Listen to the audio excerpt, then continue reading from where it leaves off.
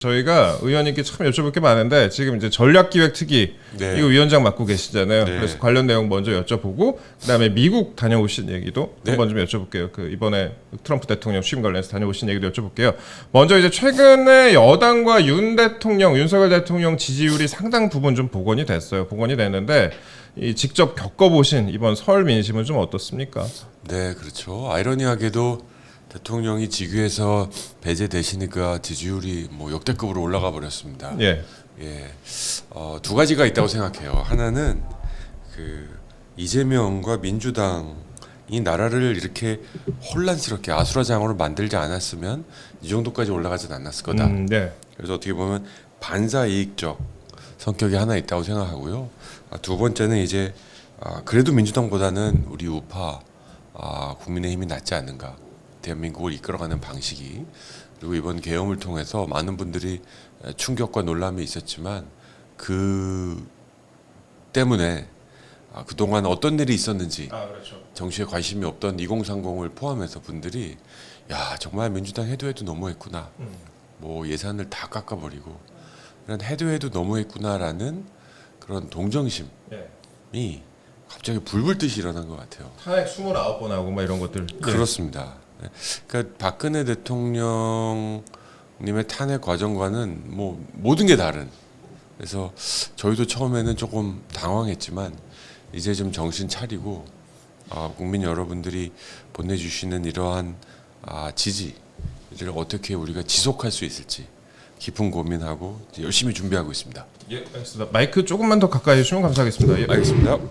의원님, 그 전략기획특위에서도 이번에 설 민심을 굉장히 많이 분석을 했을 텐데요. 지도부에 어떻게 좀 조언을 하셨습니까? 네, 두 가지가 필요하다고 생각해요. 지금까지는 이재명만 아니면 된다. 반 이재명, 예. 이재명 나쁘다. 이게 가장 솔직히 잘 먹혔던 전략이에요. 그리고 사실이고요. 그래서 여러 가지 광장에서 이제 나와서 열심히 나라를 위해서 기도하시고 또 응원해 주시는 분들의 공통된 목소리 하나는 이재명은 아니다. 입니다. 저희도 마찬가지고요. 또 뭐 절대로 안 된다고 생각합니다. 하지만 거기서 멈추면 안 된다. 그럼에도 불구하고 국민의힘을 지지하기에 좀 뭐라 그럴까 좀 내심 마음에 안 드는 분들도 계십니다. 좀 뭐 더 화끈하지 않아서 안 된다. 뭐 더 싸워야 되는데 안 싸운다. 이것도 있지만 저는 좀 더 깊이 물속으로 이 찰랑거리는 바다 밑으로 들어가 보면 국민의힘이 기득권 정당 아닌가? 국민의힘 하면 부자 정당, 예. 영남 정당, 웰빙 정당. 웰빙 정당, 예. 강남 정당 아닌가? 근데 나는 강남에 살지도 않고 부자도 아닌데 네. 이 정당 지지해도 되나? 이재명은 진짜 싫은데 이런 분들에게 그래 내가 믿고 맡길 정당은 국민의힘밖에 없지라고 그분들을 위한 이제 대한민국을 위한 방향을 이제 말이 좀 장황됐는데 아침에 일어나서 잠이 안 깨서 이겁니다. 니네 국민의힘 따라가면 나라가 어떻게 되는데? 라는 거에 대한 답을 명쾌하게 드려야 됩니다. 이재명 맞겠습니다. 당연한 거고. 그럼 이제 계속 국민의힘 따라가면 어떻게 되는데? 예. 그러면 저희가 나라를 이렇게 해서 우리 여러분께 이렇게 해드리겠습니다라는 실질적이고 구체적인 비전이 이제 필요하다 생각합니다. 알겠습니다. 이게 그 전략기획특위 얘기 조금만 좀 더 해보자면요. 이번 달부터 이 매주 세미나를 한다고 제가 기사를 봤습니다. 그러니까 어떤 어젠다로 매주 접근할 생각이신지 이거 하나만 좀 여쭤볼게요. 네, 국민의힘 어디로 가야 하는가입니다. 이제 우리 국민의힘이 정말 어려운 시간을 겪고 또 계엄의 충격을 이제 극복하고 국민 여러분들의 지지가는 총선 이후 가장 높은 지지율인데요. 그렇죠. 웃고 즐길 시간은 아니다라는 건 뭐 다들 동의하실 겁니다. 어떻게 보면 반사이익이니까요. 그래서 이제 저희는 특히 국민을 대변할 수 있는 정당이 어떻게 될 수 있을까? 특히 저희가 그렇게 찾고 만나고 싶었던 2030 세대들이 그렇죠. 그냥 예 결집을 하고 계시고 관저 앞에도 이번에 또 2030 세대가 많이 나왔을 거예요. 예 그러니까 막 한 달 두 달 정말 어장을 찾으러 다니는 선원의 입장에서 와 이렇게 많은 분들이 여기 계셨구나. 근데 이분들을 어떻게 우리 편으로 끌어들일까? 계속 지속할 수 있을까? 그러니까 이분들은 이건 좀 아니지 않나? 민주당 해도 너무한 거 아니야? 카톡 검열로 상징되는 네. 이런 건 아니다라는 했는데 그렇다고 국민의힘이 딱 이건 아닌 거예요 아직. 그래서 이분들의 마음을 얻을 수 있는 방법을 빨리 찾자. 그래서 뭐 전국 대학생위원회도 다시 발족하고 이 자유민주주의와 시장 경제에 대한 확신이 있는 2030 세계에서 가장 똘똘한 세대들에게 지지받을 수 있는 길을 빨리 찾자. 그래서 저같이 이제 40대 50대가 아니라 20대 30대 분들의 목소리를 들으려고 그분들에게 마이크를 그리고 카메라를 들으려고 계속 지금 기획하고 있습니다. 그런 것들이 아마 이번 기획 어느 정도 이제 확정이 돼서 빠르면 이번 주에 발표할 텐데요. 보시면 뭐 원로 이런 분도 오시는구나 당연히 있지만 20, 30대 목소리 이렇게 들으려고 노력하구나 있을 겁니다. 이번에 보니까 2030 세대들이 카톡 검열을 이른바 카톡 검열 논란을 거치면서 이게 카톡 검열 논란이 나에게는 계엄보다 한 100배 정도 큰 충격이었다. 제가 그런 글을 본 적이 있어요. 그래서 사실 생각해 보면은 그 계엄으로 일반 그 2030 세대가 몸에 와닿는 부분은 거의 없었는데 카톡 검열 같은 거는 사실상 그 젊은 세대는 검열을 굉장히 싫어하잖아요. 그러니까 또 피부로 와닿지 않았나 그런 좀 생각을 하게 합니다. 예. 네. 카톡 검열이라는 그 조합은 상상을 못했던 조합이죠. 네. 카톡하면 내 가장 은밀한 단톡, 내 사적인 공간인데 저는 이게 카톡 검열이 우연히 나온 게 아니라고 생각해요. 이건 민주당이 갖고 있는 뿌리 깊은 생각들이에요. 네. 국회에서 의정활동을 하는 거 보면 민주당 의원들이 서슴지 않고 카톡 텔레그램방 이 화면 대화방을 캡처해서 그냥 띄워요. 저는 이거 있을 수 없는 일이라고 생각해요. 예. 거기에 무슨 잘못된 일이 있으면 지적할 수는 있겠죠.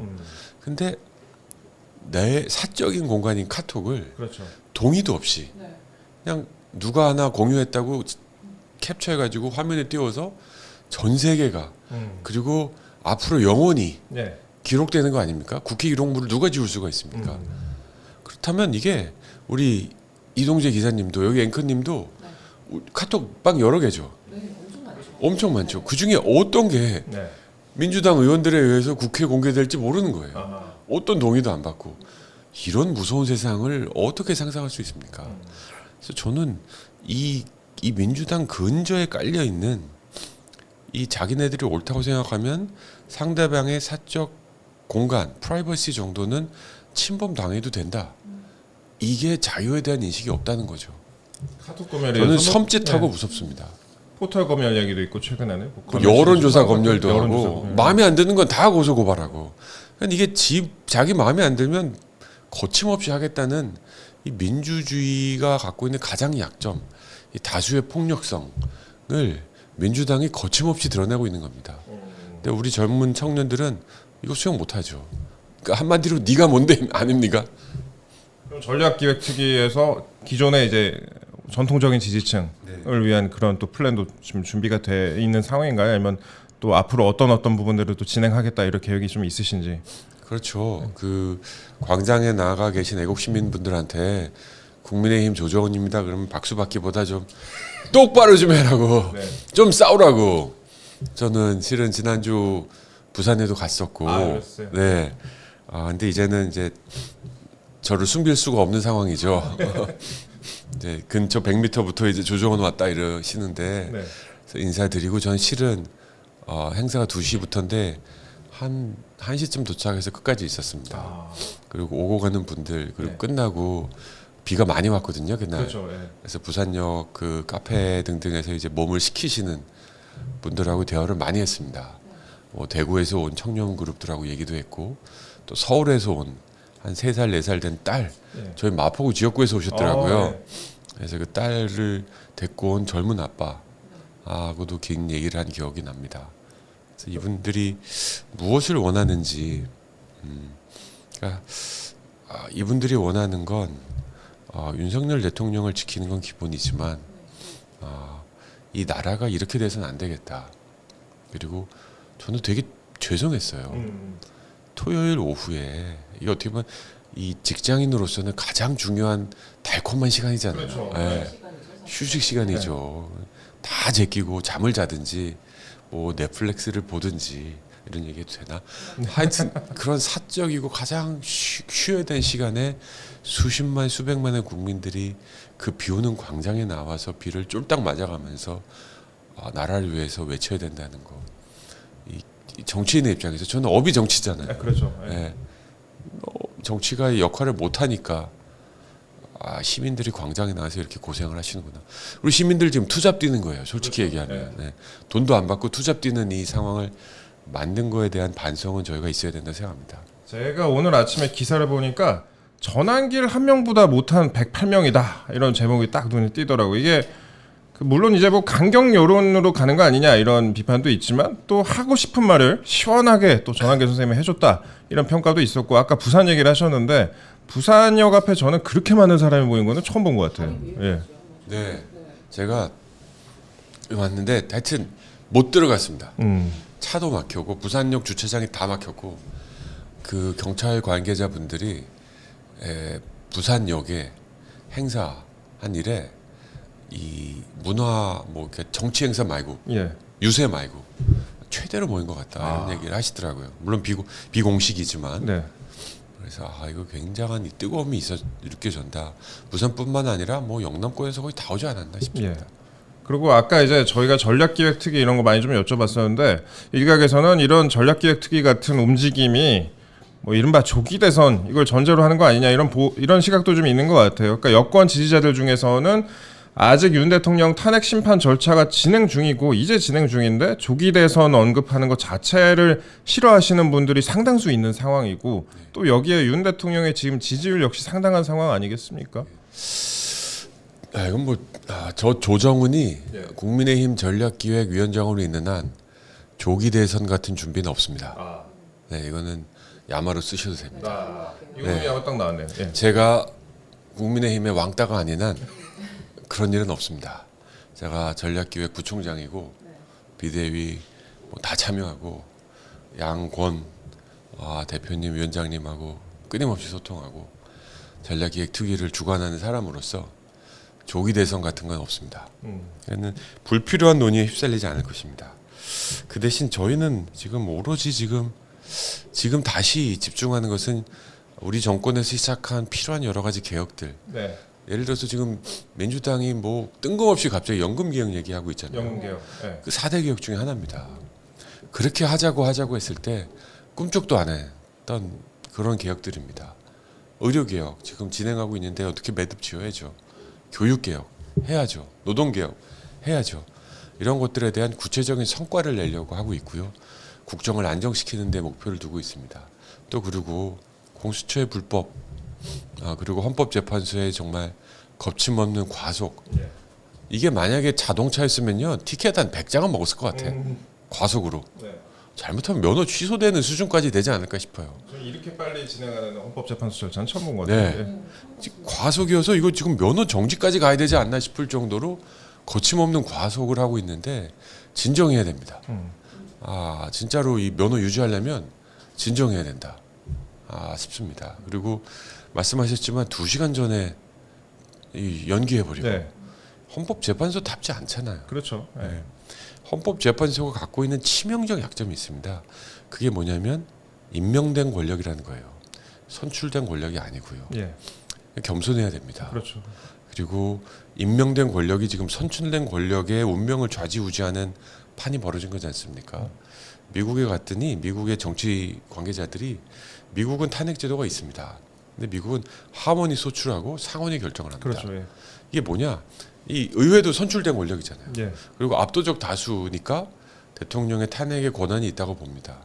근데 여기는 지금 소수의 지금 8명이 뭐 훌륭하신 분들이겠지만 신은 아니잖아요.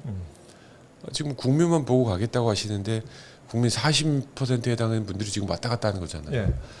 헌법재판소가 본인들의 존재 정당성을 유지하기 위해서는 겸손하고 절대로 과속하면 안 되고 양쪽 목소리를 다 듣고 신중에 신중을 거듭해야 되는, 그래도 모자랄 판에 과속하면 안 된다. 이 얘기는 정말 분명히 드립니다. 그 헌재도 지금 구성을 보면은 우리법 연구회 출신 재판관들이 좀 많이 있고 그래서 좀 구도가 너무 이렇게 진보 좌파 쪽으로 가는 거 아니냐 그런 걱정 우려하시는 분들도 많이 있는데 제가 구도 얘기가 좀 나왔으니까 엊그제 이제 의원님이 썰전이라는 프로그램 나온 거 제가 봤습니다. 썰전 나온 거 봤는데 나오신 거 봤는데 구도가 근데 뭐 1대3 비슷하게 가도 1대3, 1대4 이러더라고요. 1대5죠 뭐. 1대5예요. 세 명의 야당 패널 앵커님도 살짝 JTBC 뭐 말할 것도 없죠 뭐. 근데 이제 1대5지만 나가서 누군가는 또 싸워야 되니까. 국민의힘 시청자 여러분, 국민의힘 의원 중에 싸우는 사람도 있습니다. 이렇게 예. 적진에 가서도 열심히 싸우고 오는 사람도 있습니다. 그런 불량 구도인 것 같아요. 예. 그리고 소위 레거시 미디어들이 저희를 바라보는 시선이 굉장히 따가운 것 같습니다.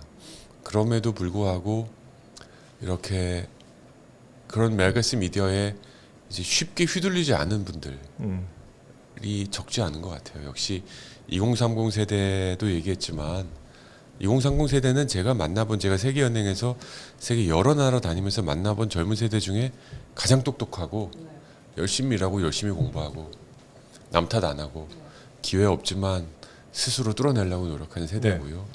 또 그분들 떠나서 뭐 40, 50, 60, 70 세대도 굉장히 똑똑하신 분들인 것 같아요. 그래서 뭐 TV 틀면 나오는 뉴스도 듣지만 이런 뉴스 캐비넷 같은 뉴스에서도 네. 정보를 취득하고. 좋습니다. 그래서 저는 매체의 다양함이 우리나라 민주주의 건전성, 그래서 이 민주당도 지금 당혹하는 게 매체 다양성에 지금 굉장히 당혹하고 있는 거죠. 그래서 설전도 앞으로 계속 나가겠지만 저는 이런 정말 정론을 걷고 가짜 뉴스에 휘둘리지 않고 하지만 나라를 위해서 고민하는 이런 유튜브 매체들 적극적으로 저희가 국민의 의원들이 더 많이 출연하고 목소리를 내야 된다고 생각합니다. 감사합니다. 여기저기 좀 많이 출연해 주셨으면 좋겠어요. 예. 그러니까요. 예. 잘 안 나오죠? 저희요? 저희는 그래도 좀 많이 문제는 출연하셨는데 없습니까? 예. 조금 더 많습니다. 많은 얘기 좀 해주세요. 좀 더 많이 나오시라고. 섭외 어렵다고 다들 그러세요. 맞습니다. 저쪽 김어준의 그 뭐죠? 무슨 방송은 겸손은 어렵다. 줄 서대면서요. 예. 그래요? 예. 저희도 이제는 유튜브 매체에 적극적으로 출연해야 된다 생각합니다. 맞습니다. 의원님 하신 말씀 중에 그 프로그램에서 좀 기억에 남는 게 부정선거 관련한 부분이었습니다. 이게 우리 사회에서 한동안은 좀 금기어 비슷한 부분이 있었잖아요. 그런데 이게 최근에는 부정선거 의혹을 규명해야 된다. 이런 국민의 여론이 굉장히 이제 높아지고 있고요. 근데 업체를 막론하고 이 조사를 보면은 한 40% 정도 이 정도가 의혹을 갖고 있는 것 같은데요. 이 부분에 대해서는 어떻게 해석하십니까? 네. 민주주의의 네. 꽃인 선거입니다. 선거가 없으면 민주주의가 아니죠. 어떤 이유든 사실이든 잘못된 믿음이든 어떤 여하를 막론하고 40% 정도 되는 국민들이 민주주의의 가장 중요한 제도인 선거에 의심을 갖고 있다. 이건 대한민국 민주주의의 위기입니다. 이것은 의혹이 풀릴 때까지 모든 의혹을 다 겸손하게 그리고 적극적으로 해명해야 됩니다. 그 의혹의 해명의 1차 책임은 선관위고 우리 기성 정치권이고 우리 정부입니다.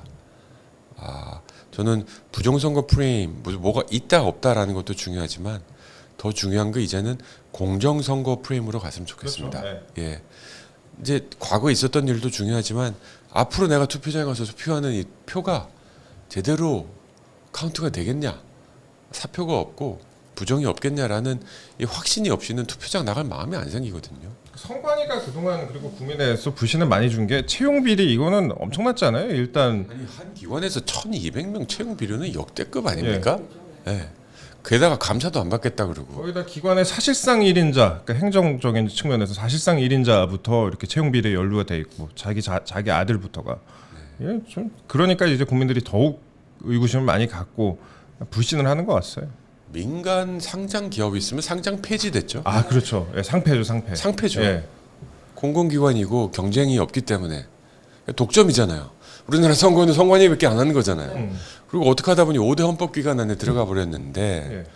그럴수록 견제와 균형 장치가 더 단호해야 됩니다. 저는 선관위 채용 비리 등등이 터졌을 때 그리고 많은 국민들이 이런 의혹을 던졌을 때 그냥 제가 선관위원장이면 네. 다 까겠다.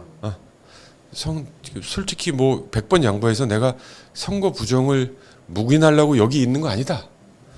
어디가 문제 있습니까? 다 한번 알려주십시오. 우리가 모든 거 다 보여드리겠습니다. 그리고 필요하다면 제도를 개선하겠습니다. 사전 투표부터. 예. 그래서 저는 이 국민 여론을 모아서 선거제도 개혁이 반드시 있어야 된다. 그러니까 선거제도 개혁이란 게 뭐 중선거제도 이런 게 아니라 투표하는 방식이 예. 이 국민 여러분들이 정말 이 선거에 대한 불신이 한 자릿수로 떨어질 때까지 이렇게 다양한 대한민국에서 특정 이슈에 40%까지 지지가 나오는 건 쉽지 않아요. 그렇죠. 예. 예. 무슨 정책이나 제도가 40% 지지를 받습니까 지금? 예. 이건 굉장히 중요하다는 거예요. 그래서 이거를 아니다, 무식한 놈들이다, 모르고 하는 소리다, 의혹이다, 뭐 이런 얘기해서 그렇다고 이분들이 아 그래 내가 무식했나, 내가 잘못 알았나 할 분들이 아니거든요. 예. 이거는 결국은 선관위가 전향적으로 입장을 바꿔서 국민들과 함께 자 모든 의혹 갖고 오십시오. 예. 하나씩 펴봅시다. 자 이거 이렇다고 했는데 이 사실은 이겁니다. 어떻게 생각하십니까? 아 그러면 그래? 그럼 이거 개선합시다. 그럼 이렇게 개선하는 거. 이런 노력들을 지금부터 꾸준히 해야 앞으로 다가올 선거에서 이런 의혹들이 없다.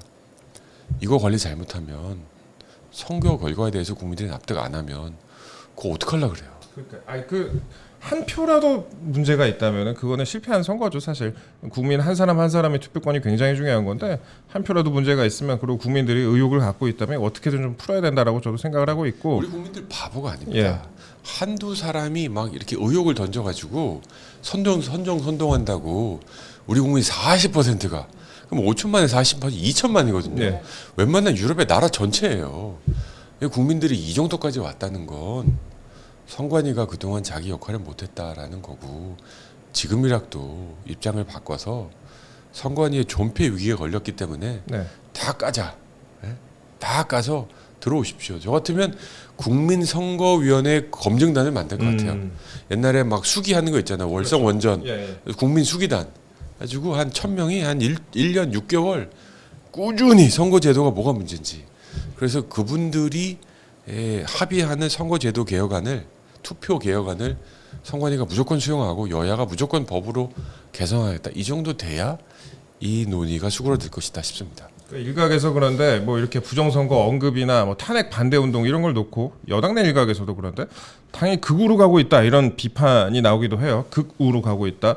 근데 극우라는 이제 이 프레임 자체가 우리나라 좌파 언론에서 좀 특히 즐겨 쓰는 것 같기도 하고 결국에 이제 프레이밍이기도 한데 이런 이제 프레임에 대해서는 어떻게 대응하는 게 좀 맞다고 생각하세요? 정치에서 프레임이 없을 수가 없습니다. 네. 근데 이 극우 프레임만큼 편리하고 옹졸한 프레임이 없다 생각해요. 그리고 민주당이 이 극우 프레임 속에 빠져서 자신들을 돌아보지 않고 점점 많은 사람들을 극우로 몰아가는데 이러다가 민주당 지지하는 51%의 국민 모두가 극우가 될 판이에요. 네. 민주당을 싫어하면 다 극우예요. 아주 단순하게 지금 민주당은 나를 좋아하지 않아? 극우. 민주당 싫어하면 극우. 예. 이겁니다. 계속 가보십시오. 그러면 이제 51% 넘어서 민주당 지지율이 한 30-40% 나오죠.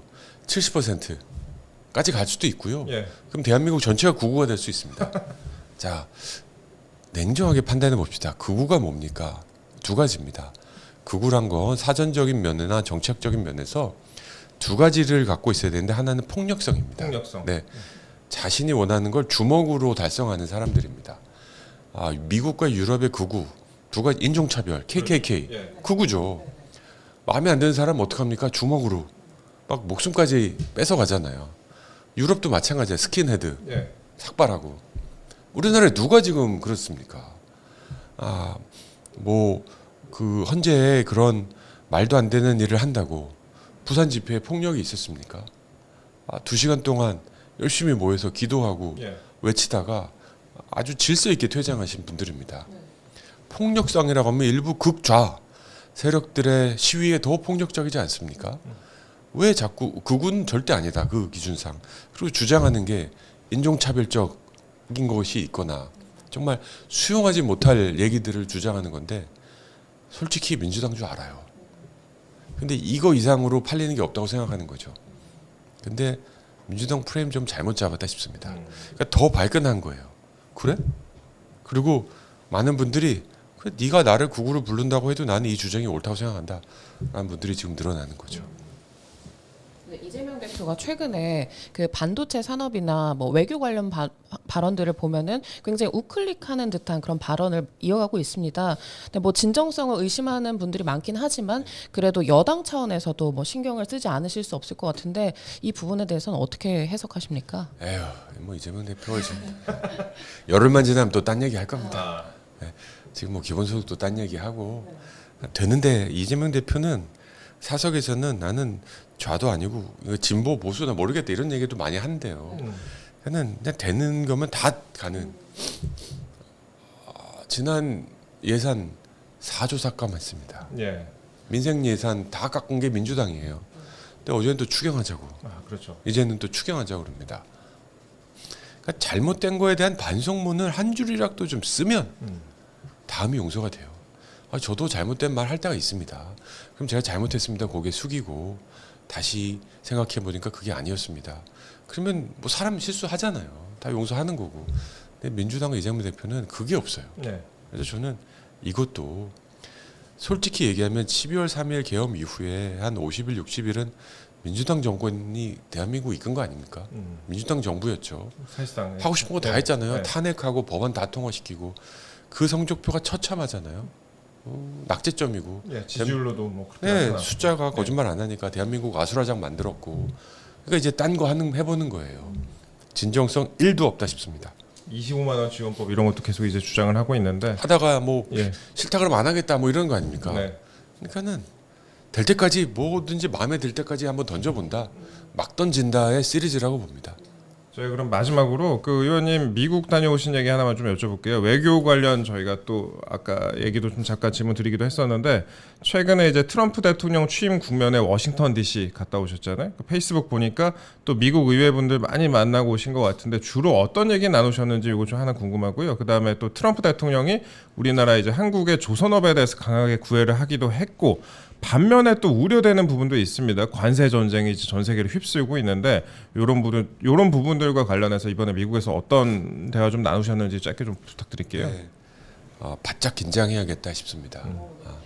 이제 미국을 다시 위대하게라는 마가라는 거를 뭐 노골적으로 아주 공개적으로 해서 그렇죠. 미국은 축제 분위기였습니다만 대한민국 여권을 가지고 대한민국 정치인 자격으로 간 사람으로서 이게 대한민국 국익과 어떤 영향을 미칠지 뭐 한시도 이제 긴장을 늦출 수가 없었습니다. 북한 핵을 과연 어떻게 그렇죠. 트럼프 정권이 대응할지에 대한 문제와 지금 뭐 어제 캐나다와 멕시코의 관세 25% 네.